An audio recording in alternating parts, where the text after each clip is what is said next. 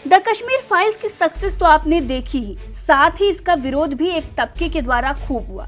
लेकिन जब से द कश्मीर फाइल्स आई है, कश्मीरी पंडितों का 32 साल से दबा हुआ दर्द उभर आया है। हर कोई इसकी चर्चा कर रहा है। इस फिल्म ने एक क्रांति सी ला दी है। कश्मीरी पंडितों के साथ जो हुआ उसकी चर्चा बॉलीवुड से लेकर राजनीतिक पार्टियां लगातार कर रही हैं।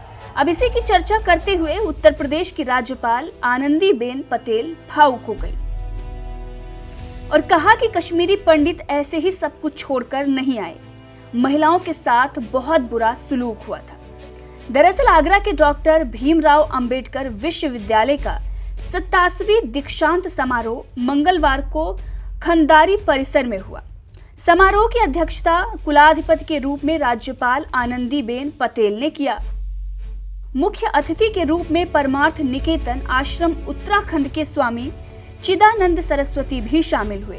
दीक्षांत समारोह को संबोधित करते हुए राज्यपाल ने कश्मीरी पंडितों पर हुए जुल्म का जिक्र कर दिया। इस दौरान वो भावुक हो गईं। कुलाधिपति आनंदीबेन पटेल ने कहा कि कश्मीर से कश्मीरी पंडित अपना सब कुछ छोड़कर यूं ही नहीं आए थे, वहां महिलाओं को प्रताड़ित किया गया। 1991 में आतंकवादियों ने चुनौती दी थी कि लाल चौक पर आकर झंडा फहराओ। तब एकता यात्रा लाल चौक पर पहुंची। 43 दिन में कन्याकुमारी से कश्मीर पहुंचकर एकता यात्रा में शामिल मैंने भी झंडा लहराया था। आनंदीबेन पटेल जिस एकता यात्रा की बात कर रही हैं, इसमें हमारे देश के प्रधानमंत्री नरेंद्र मोदी भी शामिल थे, जिन्होंने लाल चौक पर तिरंगा फहराया था। अब आप कहेंगे कि हमारे देश में तिरंगा फहराना कौन सी बड़ी बात है, लेकिन नहीं, उस वक्त कश्मीर में लाल चौक पर तिरंगा फहराना बहुत बड़ी बात है।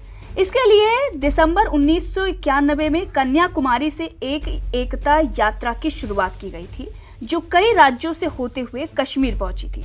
मुरली मनोहर जोशी के साथ उस वक्त नरेंद्र मोदी भी साथ थे। इस यात्रा का नाम एकता यात्रा भी सोच विचार कर रखा गया था, क्योंकि कन्याकुमारी से कश्मीर तक देश को एक रखने के मकसद से ये किया गया था।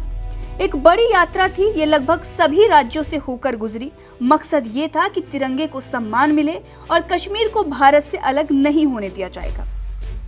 सभी समुदायों ने सैकड़ों हजारों झंडे बीजेपी नेताओं को दिए थे, जो ले जाकर लाल चौक पर फहराएं।